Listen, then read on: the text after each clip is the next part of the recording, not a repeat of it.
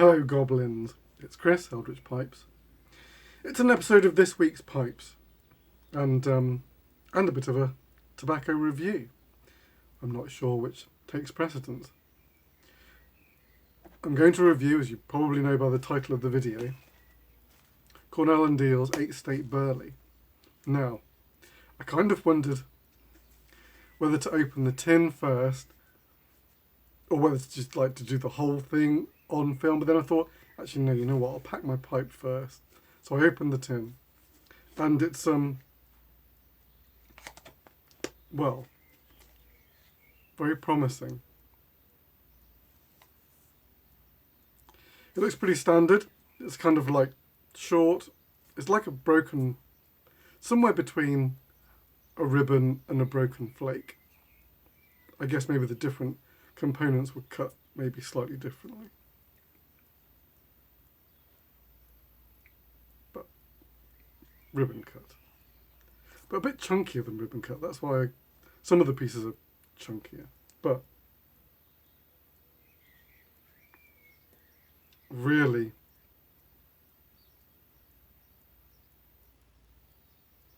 I mean, it's got some elements in there that I really like.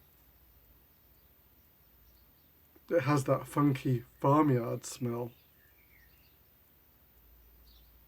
which I kind of associate with like aged Virginias.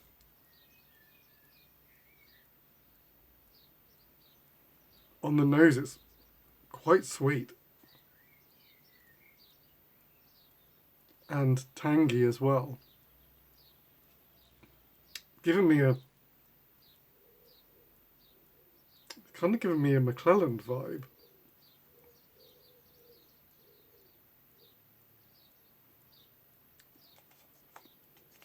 But anyway, so yeah, funky, fruity, sweet, tangy.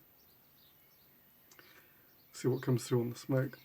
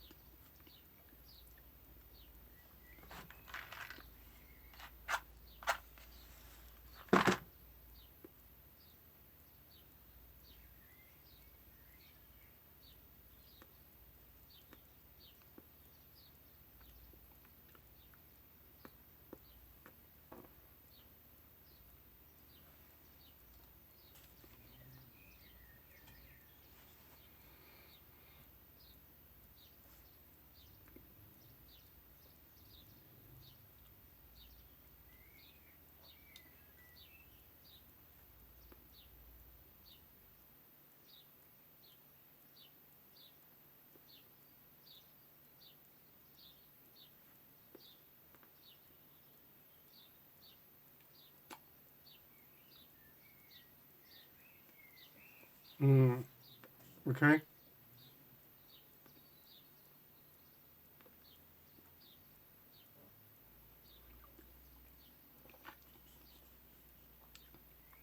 This Aqua Libra, cucumber, mint and lime. Really nice. It's not sweet at all, unsweetened. Really just like a flavoured water. Really good palate cleanser.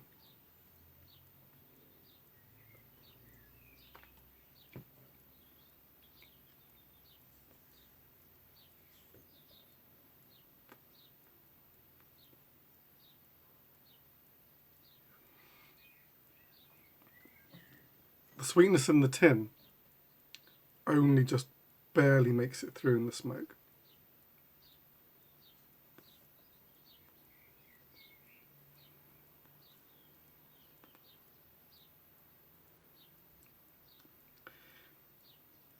in the tin, I think the burley element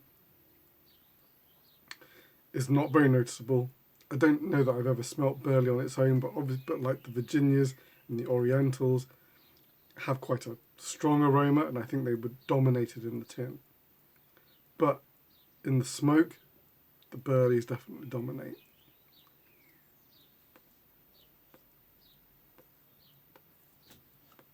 And that is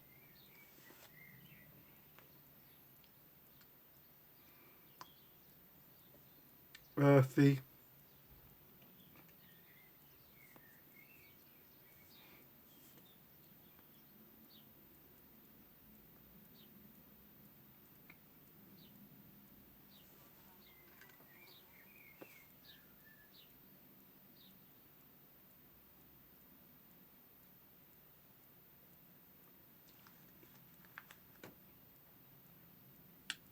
yeah.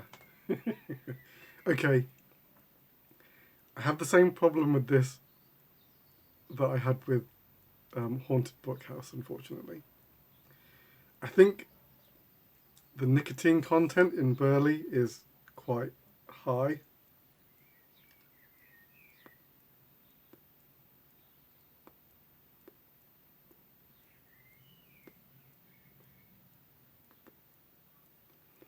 So unfortunately it's kind of irritating the back of my sinuses. That's a real shame because I've just started to taste the Virginias in there, and the Virginias are really great.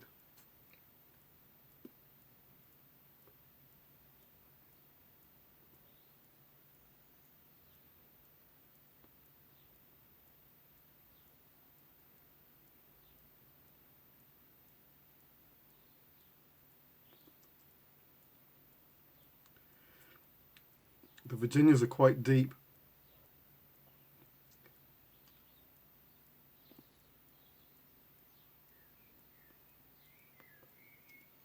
The Orientals are quite fragrant in that kind of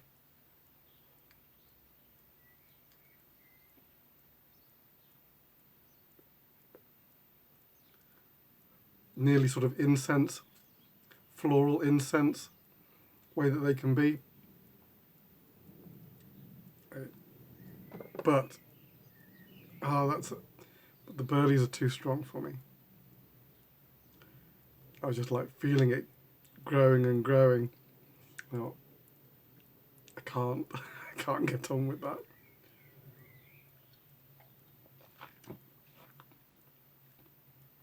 I know Travis said, it's Travis that gifted that to me, and he threw it in as a Hail Mary, because is it Tilbury or Dunbar that has some burley scattered in? If it is, then it's at a very subliminal level, and doesn't bother me.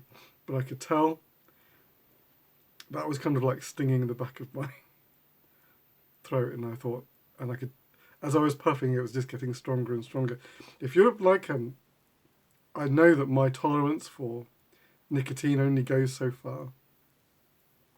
At a certain level, it becomes, certain tobaccos become intolerable to me, and burley I know from Haunted Bookhouse is a big trigger. Yeah, that's a real shame. If you're, what would I say? I would say if you're a burley fan, like the other elements in that blend were like the Virginias and the Orientals, like they were in the background, but they were noticeable. The burleys were not drowning them out, but it was burley forward, which is more that earthy,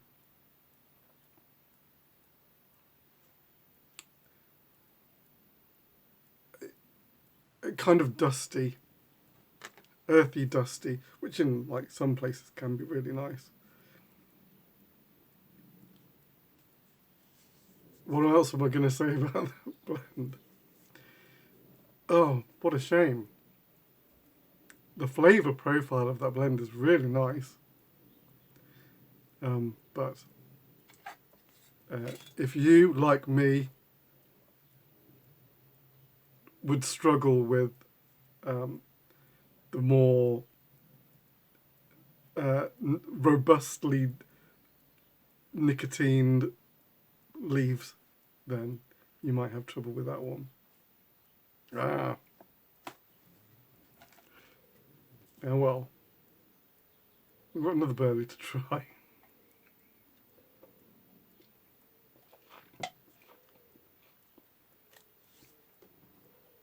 Alright.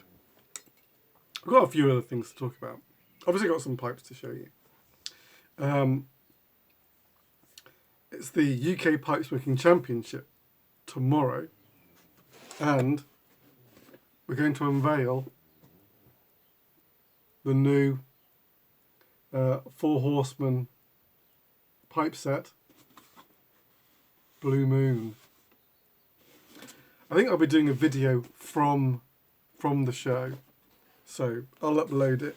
It'll come up sometime Sunday afternoon, something like that. Anything else? Oh yeah, I finished watching The Glass Dome. Really good. Some nice little twists in there, about 2 twists, but really good ones. And the final twist is a kicker. So if you didn't watch it from my recommendation last week, or was it the week before, then my final recommendation is it's great, go watch it.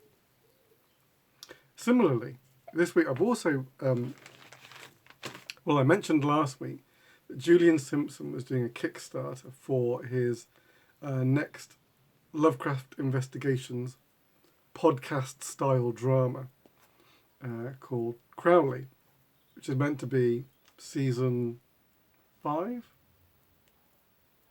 Or it might not even be, it might be like a little bit of an offshoot from Lovecraft Investigations. Because I've got a feeling that his future plan is to do a legitimate season 5 based on Call of Cthulhu, which would be great if it gets there.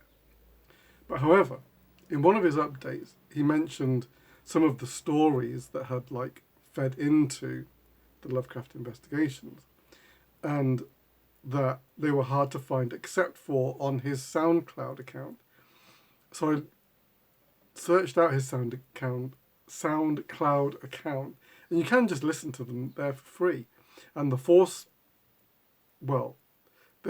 4 stories, but one of the stories is in 3 episodes. So the 4 stories are, in order, I believe, Fragments,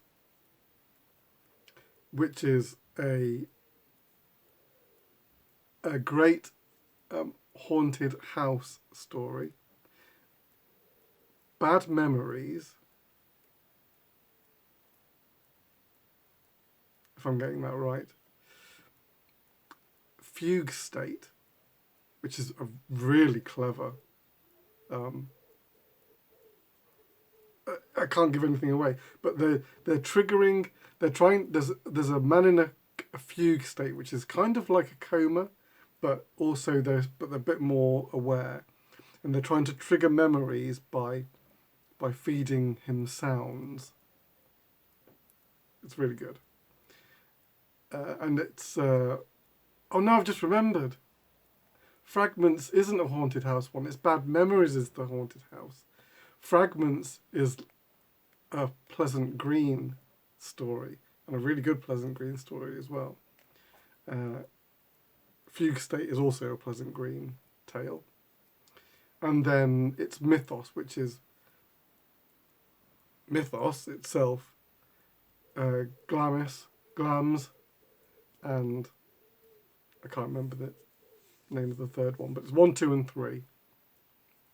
And then, if you know Lovecraft Investigations, you'll know the characters and locations and things that then wind up feeding into Lovecraft Investigation. You can listen to them all for free. I'll try and put a link. I'll put a link. And if you're interested, go listen to them all. They're great.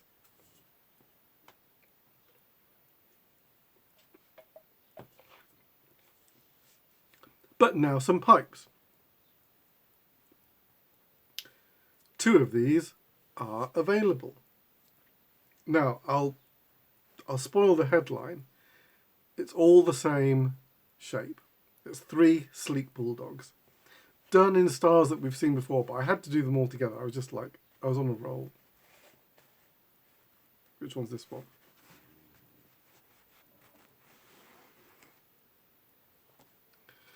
So, you've seen a similar one to this, but this is a new one.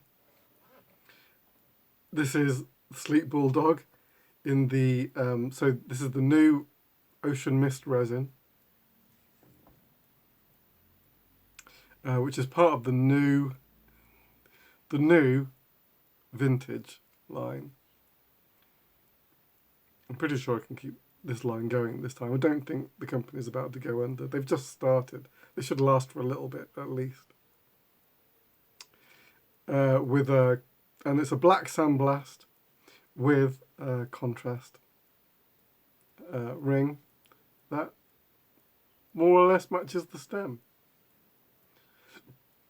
So black and blue. Black and blue. Sleek Bulldog. I'm slowly but surely getting more dialed in on these, by which I mean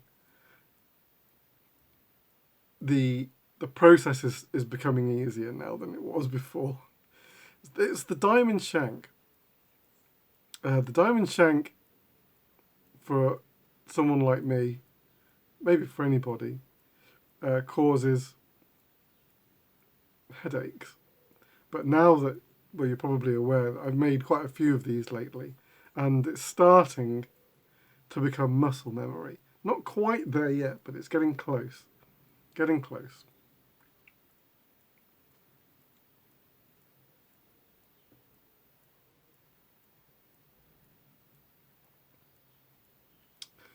It's just all these lines requiring all your attention.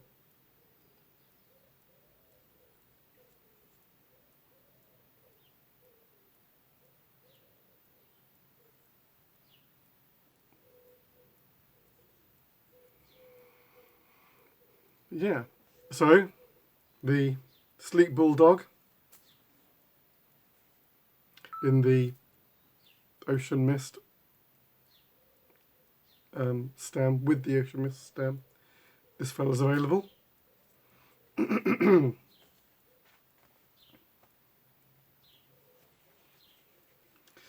it doesn't go, I'll be taking it to the Smoking Championship, which is also a partial pipe show. Although I'm not going to have a table this year.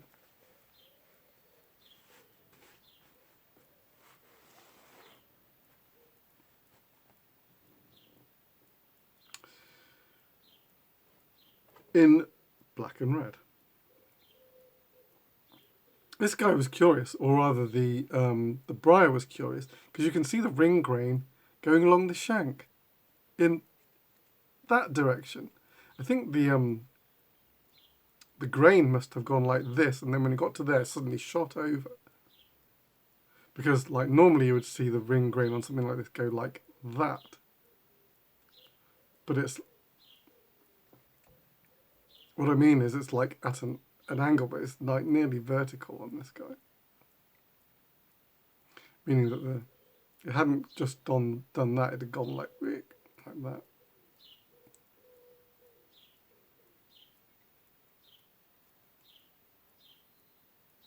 You can see like bands of the ring grain across there. And then it's the Crimson Cumberland.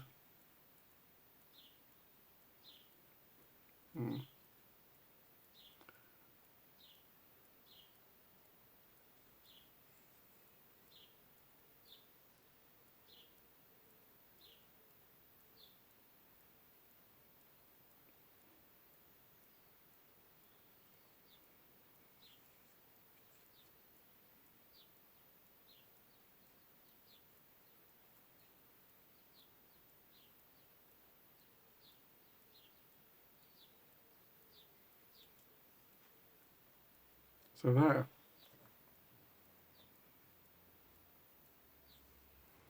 Really, I don't know if you can tell here, but like the bird's eye is like, it's really highly detailed on the bird's eye.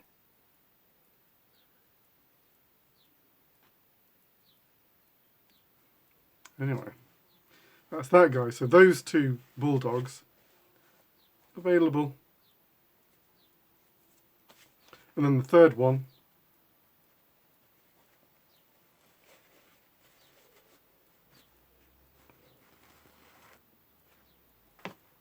is an amethyst one again. Chap liked the one I made the other week and said, go for that again. So I did. You can just see the amethyst contrast. Obviously not as in your face as the blue and red, but still a nice subtle contrast. This is the amethyst resin, and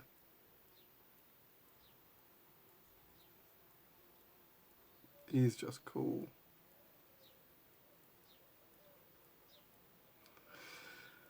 I should probably make some other pipes with this resin,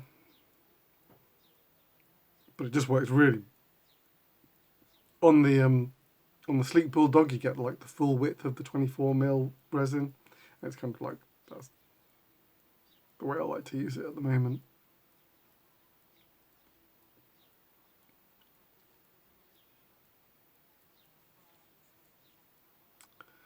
Again, you've got your lines coming to meet at the diamond point.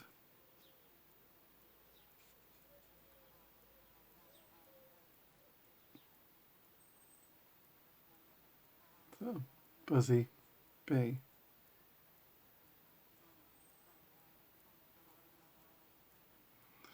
It's feeling like it's very nearly summer now. Very nearly. There you go. The third Sleek Bulldog of the week. And next week, I think I'm making at least two. At least two. But probably not more than two. All right. Okay. That's it from me. I should be back next week, all being well. Oh, actually, the next time you'll see me will be revealing the Four Horsemen box set at the Smoking Championship tomorrow. So I'll see you then, but then it'll be next week. Until then, take it very easy. A loyal pipe maker.